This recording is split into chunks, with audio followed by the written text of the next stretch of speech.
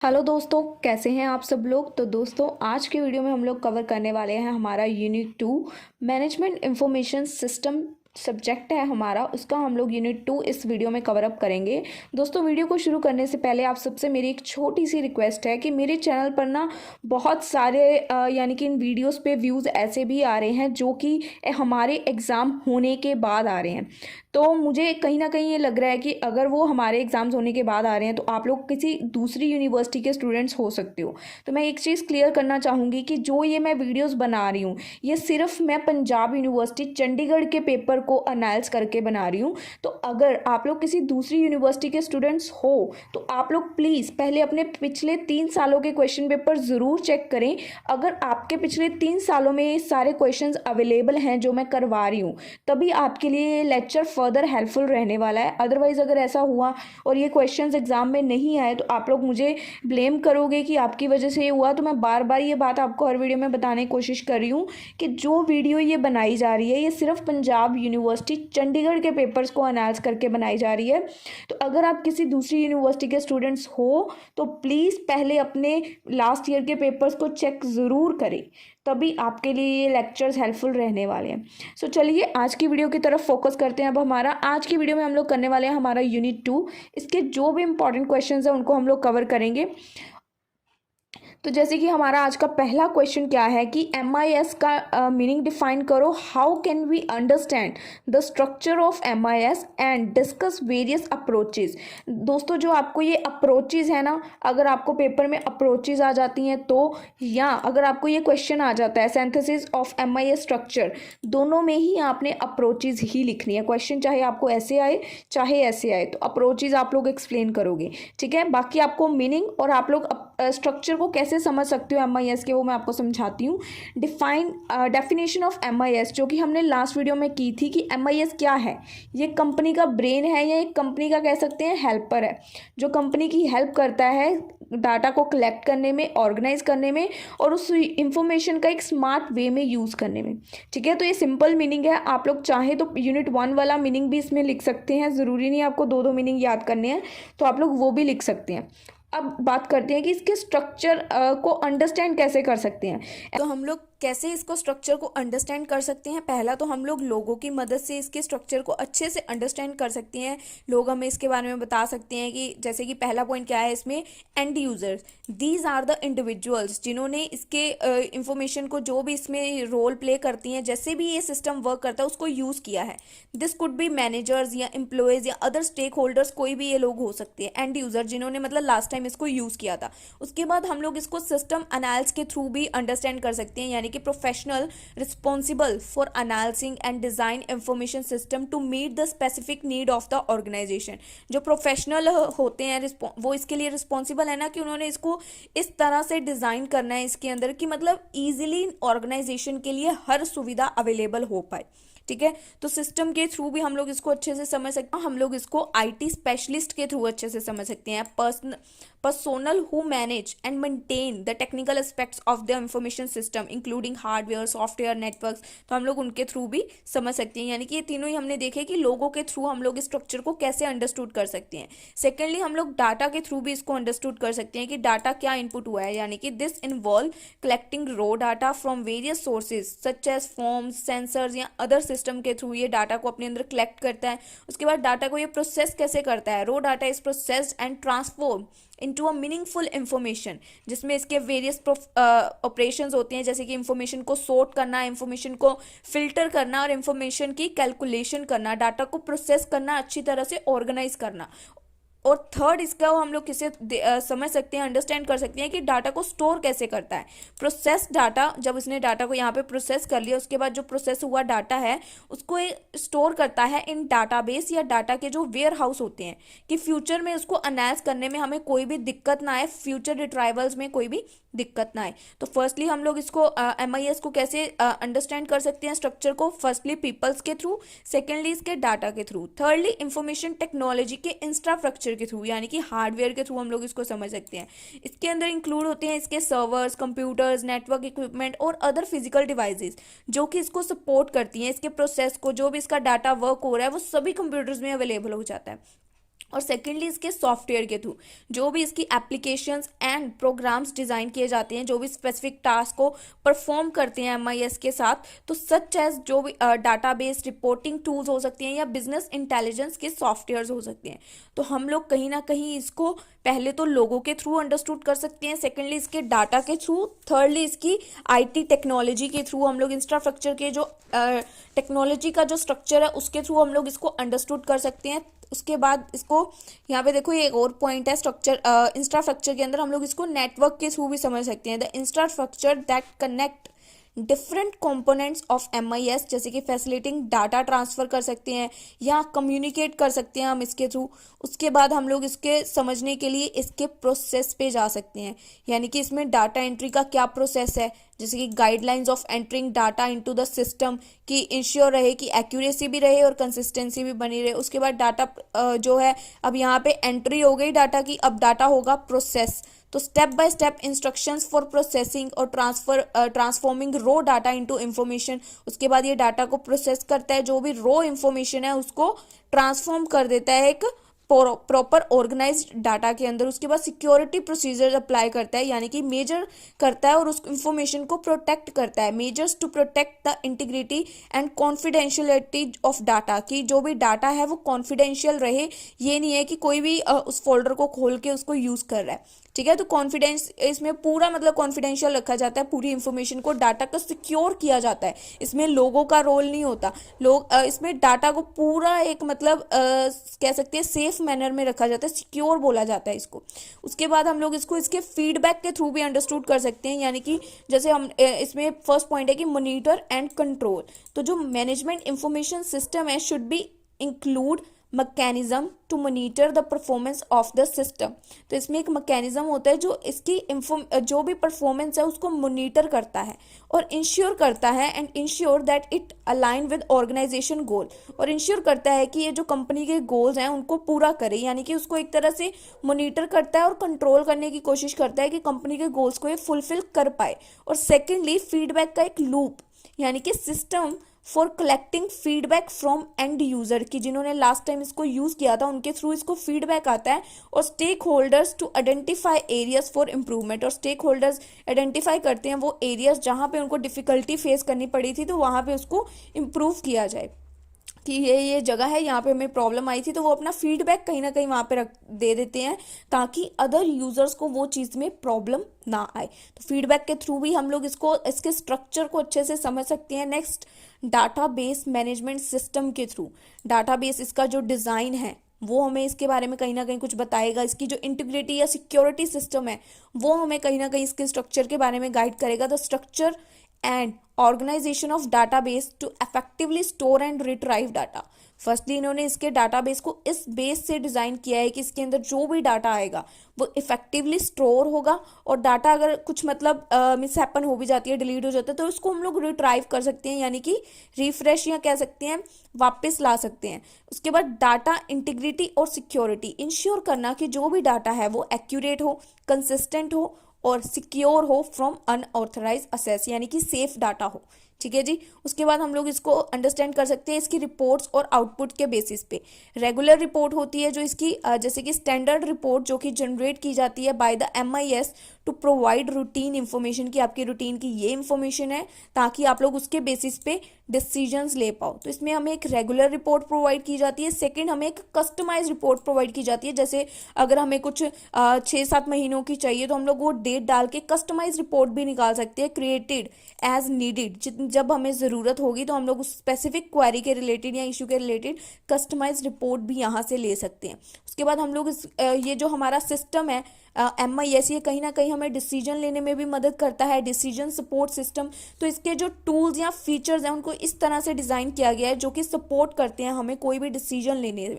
जब भी हम लोग इसके थ्रू कोई डिसीजन लेने की कोशिश करेंगे तो हमें डाटा एनालाइज करके, फोरकास्ट करके और सिनेरियो प्लानिंग करके बताता है कि ये चीज़ें हो सकती हैं, ये हो सकता है इन फ्यूचर आपके डाटा के बेसिस पे ये रिजल्ट्स निकल सकते हैं। तो कहीं ना कहीं हमें डिसीजन लेने में मदद करता है। उसके बाद यूज़र इंटरफेरेंस, यानी कि अ यूज़र फ्रेंडली इंटरफेस इसका बनाया जाता है कि किसी को यूज़र को भी इसके साथ इंटरेक्ट करने में डिफ़िकल्टी ना फेस करनी पड़े। User friendly interface that allow users to interact with the MIS and access relevant information, ताकि वो लोग ईजिली इससे अपनी इंफॉर्मेशन को असेस कर पाएँ। तो ये कुछ हमने कंपोनेंट्स देखे जो कि हमारी मदद करते हैं कि हम लोग MIS के स्ट्रक्चर को समझ पाएँ। दीज आर द कंपोनेंट्स जो हमने अभी देखे। ये कंपोनेंट्स यहाँ पे क्यों लिखे, जब आपको पूछा जाएगा how to understand the structure of MIS, तो यहाँ पे आप कुछ कंपोनेंट्स बताओगे जो आपकी हेल्प करेंगे, जिससे आप लोग इसके स्ट्रक्चर को समझ पाओगे। ठीक है जी। उसके बाद हम लोग बात करेंगे approaches of management information system की। अब अप्रोचेज क्या है? अप्रोचेज तो आपको मैं हेडिंग ही बताऊंगी कि मैनेजमेंट इंफॉर्मेशन सिस्टम में क्या क्या अप्रोच की गई। फर्स्ट इसमें क्या होता है, टीम वर्क अप्रोच होती है। ठीक है जी, जहाँ पे सबके पास MIS हमें एज अ टीम, जहाँ पे सबके पास एक जॉब है, सम पीपल इसकी इंफॉर्मेशन यूज़ कर रहे हैं, डिज़ाइन कर रहे हैं, सिस्टम को टेक केयर कर रहे हैं, सब कुछ एज अ टीम होता है। ठीक है। उसके बाद सेकंड इसमें टीम वर्क कैसे होता है, आप लोग ये भी समझिए कि think of MIS as a team.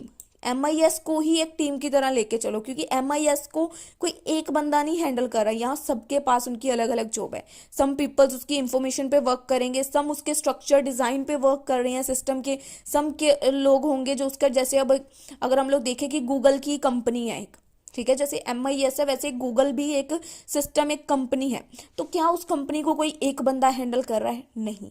एक बंदा होगा जो उसके डिज़ाइनिंग पे देखेगा, एक बंदा होगा जो उसके लोगोस डिज़ाइन कर रहा होगा, एक बंदा होगा जो डाटा जो इंटरेक्ट हो रहा है, जो भी लोग डाटा सर्च कर रहे हैं वो प्रोवाइड करने में मदद कर रहा होगा।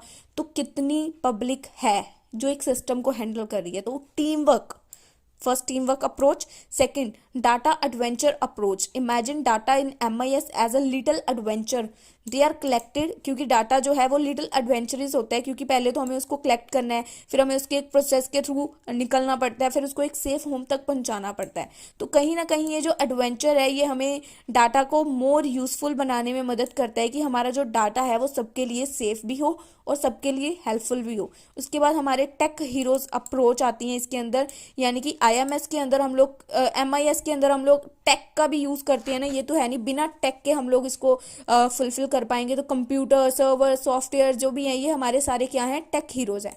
तो इनकी अप्रोच भी हम लोग करते हैं, अप्रोच है ये भी हमारी। उसके बाद रोल प्लेइंग अप्रोच है।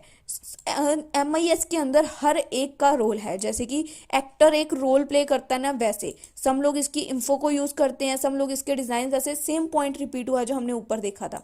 ठीक है, तो सभी रोल्स कहीं ना कहीं यहाँ पे इंपॉर्टेंट है। अगर एक भी बंदा अपनी जॉब से इधर उधर खिसकेगा तो इसका रोल जो है कहीं ना कहीं बिगड़ जाएगी इसकी सिस्टम की। उसके बाद इसकी रूल्स एंड स्टेप्स अप्रोच, इसके कुछ रूल्स भी बनाए होंगे ना, अब कोई सिस्टम है उसके कोई रूल्स ना हो ऐसा हो नहीं सकता। So MIS is like a game with rules, इसमें रूल्स भी आते हैं। There are steps to follow for everything from enter data to keep it safe. तो कुछ स्टेप्स फॉलो करने पड़ेंगे तभी हम लोग इसके अंदर अपने डाटा को एंटर कर पाएंगे, डाटा अनालिसिस कर पाएंगे, हमें डिसीजन लेने में मदद कर पाएगा।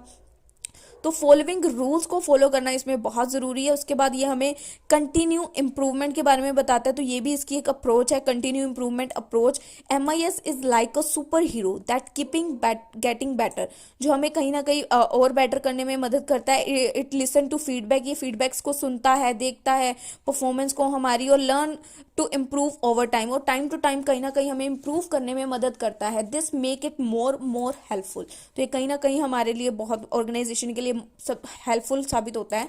उसके बाद इसकी अप्रोच आती है इलेक्ट्रॉनिक फाइलिंग कैबिनेट अप्रोच, यानी कि picture MIS as a big electronic filing cabinet है, एक द डाटाबेस मैनेजमेंट सिस्टम है जो organise data neatly, make it easy to find when needed. जो डाटाबेस मैनेजमेंट सिस्टम है, जो डाटाबेस मैनेजमेंट सिस्टम है, ये कहीं ना कहीं हमारे डाटा को नीटली यानी कि क्लीनली ऑर्गेनाइज करता है अच्छे तरह से, और उसको इस तरह से अवेलेबल करता है, make it easy to find, जब भी हमें उसकी ज़रूरत होगी हमें वो डाटा वहाँ पे अवेलेबल मिलेगा। तो इलेक्ट्रॉनिक फाइलिंग कैबिनेट की कहीं ना कहीं ये अप्रोच है, ये एक बिग इलेक्ट्रॉनिक फाइलिंग कैबिनेट है जो हमारी यहाँ पर डाटा को कलेक्ट करने में और क्लीन नीटली ऑर्गेनाइज करने में मदद करता है। उसके बाद story telling report approach, MIS हमें स्टोरीज के थ्रू जो डाटा है वो प्रोवाइड करता है। MIS tell stories through reports, regular reports जो होती हैं शेयर एवरीडे की इन्फो हमें बताती हैं, जैसे हमारी डेली की डायरी होती है। और जो हमारी स्पेशल रिपोर्ट्स होती हैं they are like answering specific questions या हमारी पर्टिकुलर पजल को कोई सॉल्व करने वाली होती हैं। तो कहीं ना कहीं एक तरह से हमें स्टोरी टेल करती है एमआईएस की जो रिपोर्ट होती है। उसके बाद नेक्स्ट इसकी अप्रोच क्या है कि ये डिसीजन मेकिंग टूल अप्रोच है। डिसीजन मेकिंग टूल अप्रोच यानी कि MIS has tool that help people make decision, ये डिसीजन लेने में मदद करती है। It's like having special gadgets जो कि प्रिडिक्ट करते हैं कि फ्यूचर में डाटा के बेस पे क्या हो सकता है। ठीक है जी। उसके बाद इसकी नेक्स्ट अप्रोच क्या है, easy interaction approach. Interaction with MIS is like using a simple dashboard. तो हम लोग इसके साथ एक सिंपल डैशबोर्ड की तरह इंटरेक्ट कर सकते हैं, यानी कि इसका इंटरफेस बहुत ईजी होता है।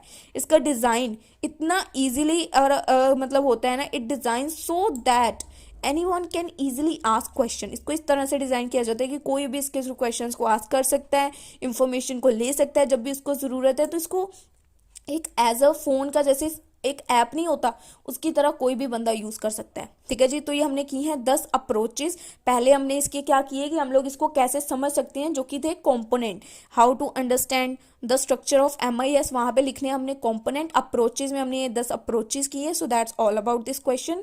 नेक्स्ट क्वेश्चन क्या पेपर में पूछा जाता है, what do you mean by information system, कि इंफॉर्मेशन सिस्टम क्या है। सिंपल टर्म्स में बोले तो इंफॉर्मेशन सिस्टम क्या है, जो आपको इंफॉर्मेशन प्रोवाइड करता है। ठीक है, जो कि आपको इंफॉर्मेशन प्रोवाइड करता है, यानी कि information system is like a helpful friend that uses computer या टेक्नोलॉजी टू जो हमारी इंफॉर्मेशन है उसको मैनेज करता है।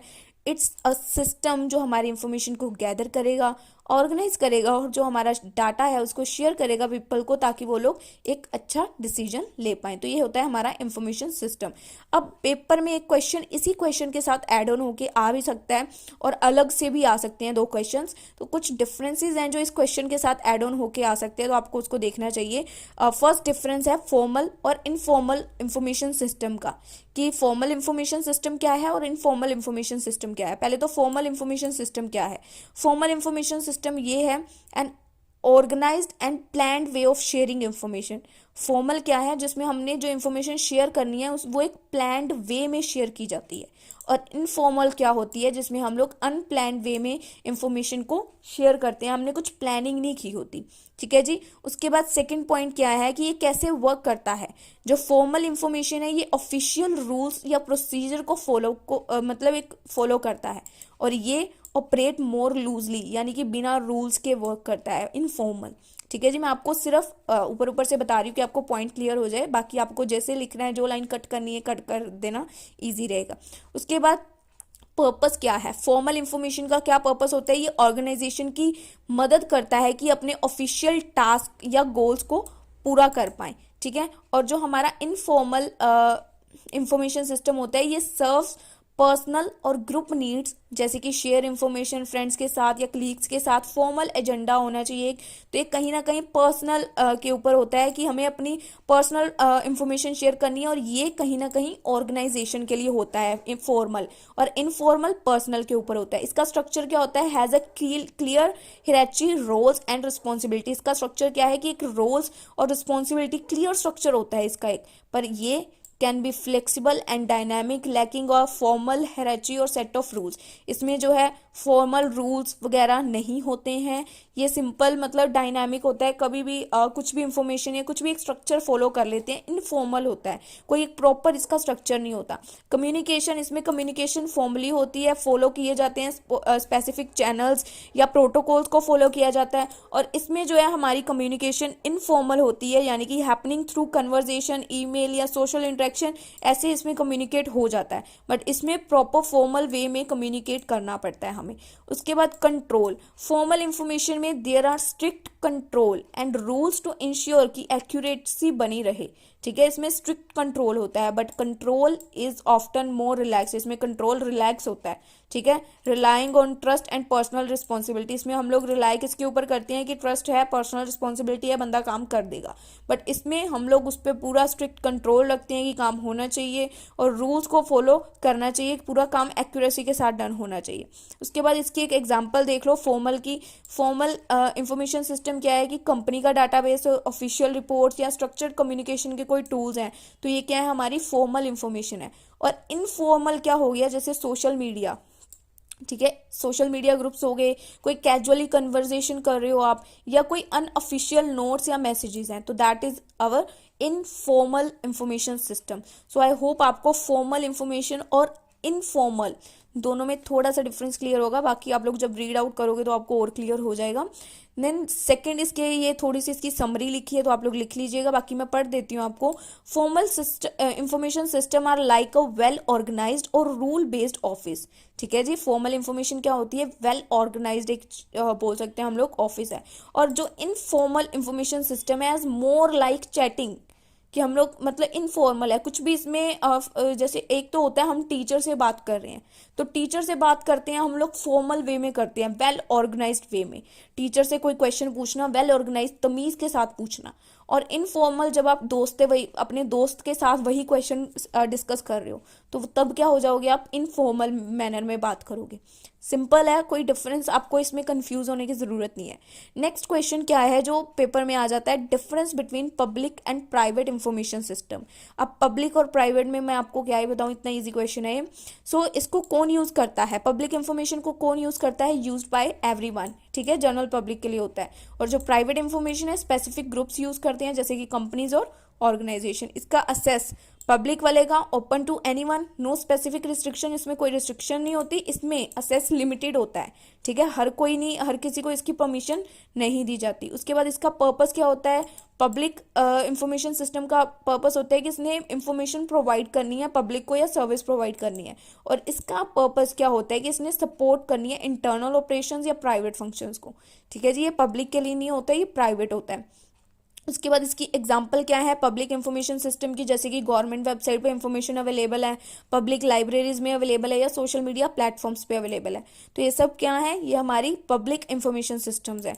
और जो कंपनी के डाटाबेस हैं या कंपनी के सॉफ्टवेयर हैं या इंटरनेट सिस्टम्स हैं, तो ये क्या है, ये प्राइवेट इंफॉर्मेशन सिस्टम्स है, ठीक है जी। तो यहाँ पे इसकी भी एक समरी बताई गई है, तो आप लोग इसको रीड आउट करेंगे। और दैट्स ऑल अबाउट यूनिट 2 दोस्तों, यहाँ पे हमारा यूनिट 2 फिनिश होता है। सो ये छोटा सा टॉपिक था, 2-3 क्वेश्चन किया आई थिंक हमने। सो ये बहुत ही इजी आपका, क्योंकि इसमें एक ही चैप्टर है और जो क्वेश्चंस बहुत बार रिपीट हुए हैं हमने सिर्फ वही पिक किए हैं।